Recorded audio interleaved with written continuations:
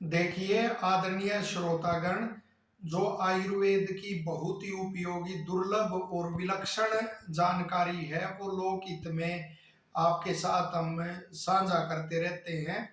तो उसी कड़ी में एक और जानकारी आपके साथ साझा कर रहे हैं।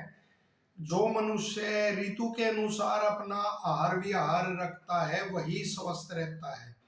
और अब जो ऋतु चलेगी तो वो हेमंत ऋतु का आगमन होगा, जो मार्गशीर्ष मास है, जिसे अगहन भी कहते हैं, उससे फिर ये हेमंत ऋतु का आरंभ होता है। और इसमें जो मनुष्यों की जठराग्नि है वो प्रबल हो जाती है, तीव्र हो जाती है।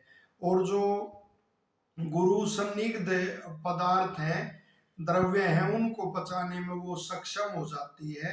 यदि सन्निग्ध गुरु पदार्थों का, उष्ण पदार्थों का सेवन नहीं किया जाता तो फिर वो रस आदि धातुएं हैं उनको पचाने लग जाती है और वायु फिर बढ़ती है। और विशेष करके इस काल में जो सिद्धांत है इस ऋतु में कि वो रातें बड़ी हो जाती है और दिन छोटे होते हैं, और जठराग्नि भी जैसे बताया प्रबल होती है। तो प्रातः काल ही सन्निग्ध और उष्ण भोजन का वो सेवन प्रातः काल ही करना चाहिए। जैसे ग्रीष्म में प्रातराश का सेवन दलिया आदि जो लघु आहार होता है उसके रूप में करते हैं, लेकिन हेमंत ऋतु में फिर सन्निग्ध और उष्ण जो द्रव्य है उनका प्रातः काल ही सेवन करना चाहिए। साथ ही इस ऋतु में सिद्धांत है, आयुर्वेद के ऋषि कहते हैं कि जो मनुष्य इस ऋतु में दूध और दूध के विकार, जैसे वो खोया आदि है, तो इनका सेवन करता है, और जो इक्षु के विकार हैं, ईख के विकार हैं, जैसे खांड है, शक्कर, बूरा आदि, और इनका सेवन करता है, तो गुड़ आदि इनका सेवन करता है। और साथ ही फिर जो नए चावल होते हैं उनके भात का सेवन करता है, घृत का सेवन करता है, और साथ ही गुनगुना पानी का सेवन करता है। तो ये कहा कि उसकी आयु क्षीण नहीं होती, ये आयुर्वेद के ऋषि ऐसा कहते हैं। और जैसे मधुर अम्ल लवण द्रव्यों का इसमें सेवन करना चाहिए, उसमें जैसे अनार है, अनार का सेवन कर सकते हैं, खजूर इस ऋतु में आते हैं तो उसका सेवन कर सकते हैं।